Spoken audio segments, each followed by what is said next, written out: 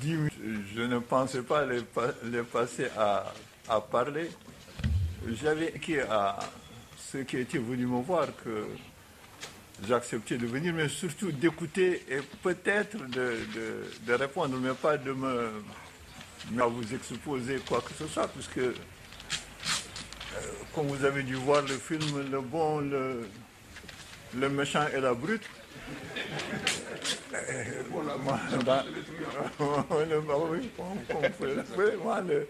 dans l'affaire Le Bon, c'est peut-être vous, les étudiants de 68, le méchant, c'était le président Senghor, mais la brute, c'était surtout moi, le directeur de la sûreté. Je pensais donc venir être exposé et peut-être répondre, mais il ne mettait pas dans l'esprit que je venais ici vous exposer mes études. Donc c'est pour dire que vraiment, 10 minutes pour moi, c'est trop. Mais enfin, puisqu'il faut faire avec, je suis quelque peu dénal. Le jour qu'on commémore aujourd'hui, le 29 mai 68, a été, si vous voulez, le point d'orgue de ce que j'ai considéré dans le livre que j'ai écrit comme les heures chaudes. J'ai même indiqué que ces années 66 à 69 ont été des années de feu.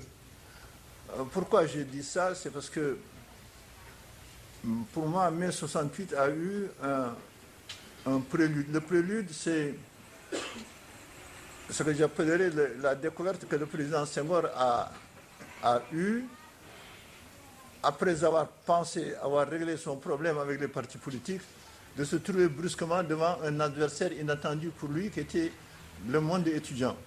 Je m'explique. Après s'être plus ou moins débarrassé de Mamadou Dia et des autres, il a, dans les années 65, parachevé ce qu'il considérait comme la pacification des partis politiques en absorbant les derniers, les Mbo et autres, qui étaient au PRA, et en écartant les irréductibles que constituaient Cheikh Anta et Majmoud, mais il pense avoir terminé, puisqu'il avait pratiquement occupé le terrain politique. C'était sans penser que l'université était là. Et c'est en ce moment que, brutalement, en cette année 66, qui correspondait avec l'organisation du Festival des Arts Nègres, Senghor s'est trouvé brusquement en face d'un événement qui le dépassait et qui, moi qui à l'époque était directeur de la sûreté, m'a également quelque peu pris au dépourvu. Je m'explique, j'étais en 60, un beau jour, j'avais rendez-vous avec Adèle Colin, qui était dentiste à la polyclinique. J'étais là tranquillement quand, à partir de cette consultation, je tenais à amener avec mon ancien président de la FEAF, Ahmad Ba, et une multitude d'étudiants et de policiers qui s'affrontaient. Et dans la tourmente, lui, il cherchait sa fille. Moi, directeur de la sûreté, je ne savais pas que, pour dire que ce n'est pas d'aujourd'hui que la police est mal renseignée. Alors moi, directeur de la sûreté, je ne savais pas que les gens marchaient sur l'ambassade des États-Unis et de la Grande-Bretagne pour protester contre le renversement de Kwame Nkrumah. C'était le 28, cette manifestation, c'était le 28 février 1966. Je tombe donc nez à nez dans une confrontation avec des éléments qui étaient censés être les mêmes, puisque la police dépendait de moi, et les policiers n'ont pas fait de différence entre... Ils ne me connaissaient pas, bien que je suis leur directeur. Ils m'ont, avec Ahmad Ba, considéré, avec la masse des manifestants, nous avons reçu des grenades lacrymogènes pour chasser dans les ruelles là, de la Médina. Moi, ne trouvant pas un policier à qui dire que j'étais leur chef, et Ahmad ne trouvant pas sa fille, tant et si bien que larmoyant à cause des grenades lacrymogènes, j'ai eu de la peine à retrouver ma voiture, et c'est ainsi que Ahmad de me dire, philosophe, voilà, tu as oublié que tu viens de la FEAF et que tes policiers le considèrent toujours comme quelqu'un comme moi. Donc c'est pour dire que véritablement, j'étais pris au dépourvu. Je n'avais pas prévu qu'il y aurait une manifestation d'étudiants. Et c'est ainsi qu'est parti ce que je pourrais appeler le malentendu Senghor étudiant. Cette année donc, a commencé comme ça, au mois de février.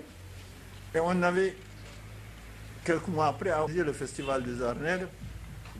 Et c'est ainsi que, évidemment, le mouvement étudiant qui avait pris la place des mouvements politiques a abouti à ce que je pourrais appeler la première fermeture de l'université pour permettre quand même une organisation tranquille du Festival des Arts Nègres. Si je dis ça, c'est pour dire seulement que mai 68 n'est pas, comme on a pu le penser, une espèce de phénomène planétaire qui est tombé sur le Sénégal. Nous étions une espèce de copie-collée de ce qui se passait en Europe, alors qu'ici, c'est parti de 66. Nous avons fermé l'université en 66 et pratiquement la rentrée scolaire 66-67 a été également un moment très très difficile, puisque les étudiants ont commencé à prendre la place des partis politiques et à indiquer au peuple de boycotter les élections, pour dire que c'était loin des revendications estudiantines, de boycotter les élections qui devaient se dérouler au mois de février 68. Bref, voilà que on a essayé de faire avec, juste au moment où effectivement, on est arrivé au paroxysme. Et c'est ça qui nous amène ici aujourd'hui, en cette fameuse année de 60, ponctuée par plusieurs choses. D'abord, les revendications. On pensait qu'en interdisant l'UGAO, on s'en sortirait. Tout de suite, sur ces cendres est né l'UDS, qui a repris les mêmes revendications. Et on en est arrivé à ceci qu'en ce fameux mois de mars, ou le 68, de mars à mai, on a eu un certain nombre de choses jusqu'à ce que, évidemment, cette fameuse journée du 29 où on a fermé l'université de Dakar et les établissements scolaires de Dakar, Thiès et Saint-Louis, nous avons eu la conjonction entre les étudiants et les syndicats. Les syndicats que les gens avaient pu avoir à leur cause ont décrété le 30 mai une grève illimitée. Et le 31 n'eût été ce que j'appellerais peut-être l'inexpérience des responsables qui étaient à la tête de ce moment. Le pays aurait chaviré s'ils avaient vraiment une bonne organisation. Malheureusement, les responsables ont mis les étudiants dans la rue, d'autres forces aussi.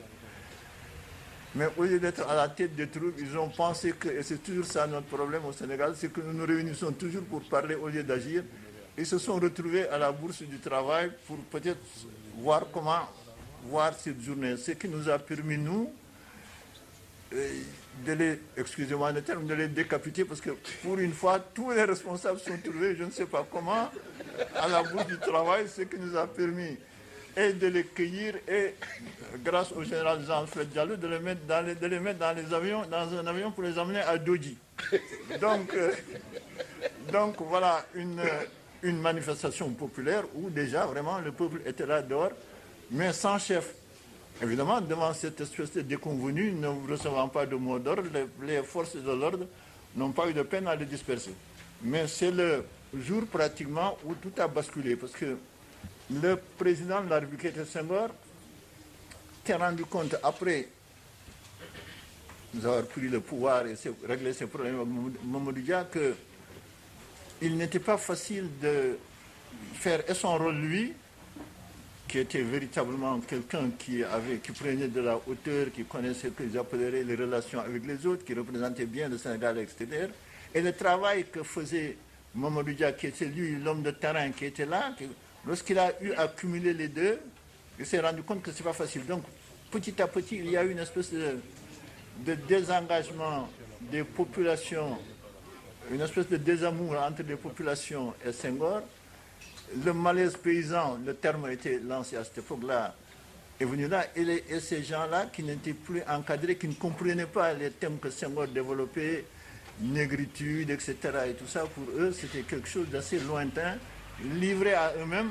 Lorsque Senghor a eu besoin d'eux, en ces fameuses périodes difficiles de 68, il n'a pas eu ces masses-là. Et entre lui et ceux qui étaient dans la rue, il y avait malheureusement que nous autres, les forces de sécurité, ayant à leur tête le général Jean-Alfred Diallo. Et c'est ici l'occasion peut-être de rendre hommage à ce général aujourd'hui disparu. Il aurait été dans la même mentalité que ses collègues des autres pays, ce jour-là, nous aurions eu un coup d'État militaire, puisque pratiquement le pouvoir était vacant. Était vacant dans cette mesure où Senghor n'avait plus à côté de lui les forces populaires.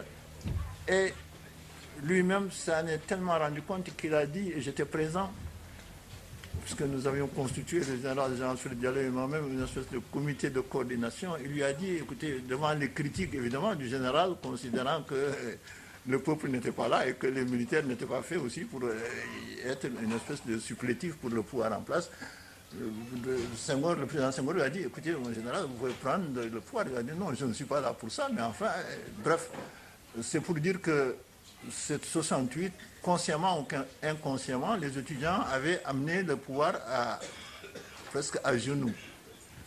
Il n'y a pas eu, si vous voulez, de relais, une tête politique peut-être pour capitaliser tout ça et en tirer les conséquences. Et c'est ainsi que, jusqu'à ce jour, nous pouvons nous glorifier que le pays n'ait jamais eu d'État.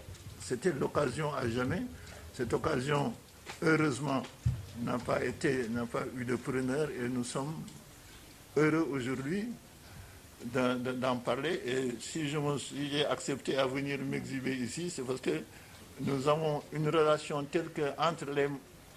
Il était difficile de distinguer entre vraiment qui était méchant, moins méchant, mauvais ou pas mauvais, puisque les protagonistes étaient tellement liés les uns et les autres. Moi-même, dans cette fameuse journée du 29, lorsqu'on a fermé les universités, qu'on a ramassé les étudiants et les enseignants qui étaient... Lorsque je n'ai pas vu le lendemain mes partenaires à la belote qui étaient... pour la plupart des gens du ciel, dont mon ami Samba Thiam, etc., on m'a dit, mais vous les avez ramassés, ils sont à Thiès. J'ai vite fait de les ramener pour que l'équipe de belote puisse être complète. C'est pour dire donc que véritablement, il n'y avait pas une distance énorme entre ceux qui faisaient la répression et ceux qui manifestaient. Et c'est ça aussi, je pense que c'est une des valeurs de notre pays, où on n'a jamais eu cette espèce d'affrontement dur, cruel, entre des classes suffisamment étanches. Et ça aussi, je pense que c'est bon de le rappeler aujourd'hui, que nous sommes tous réunis ici, qu'un directeur de la sûreté puisse venir et regarder en face un Ablaye Bathily, parce que lui, il a pris le relais en 69, et ça aussi, c'était des années extrêmement difficiles. Je pense que là aussi, c'est quelque chose qui est à mettre quand même à l'actif de notre société. Voilà ce que je voulais dire comme témoignage.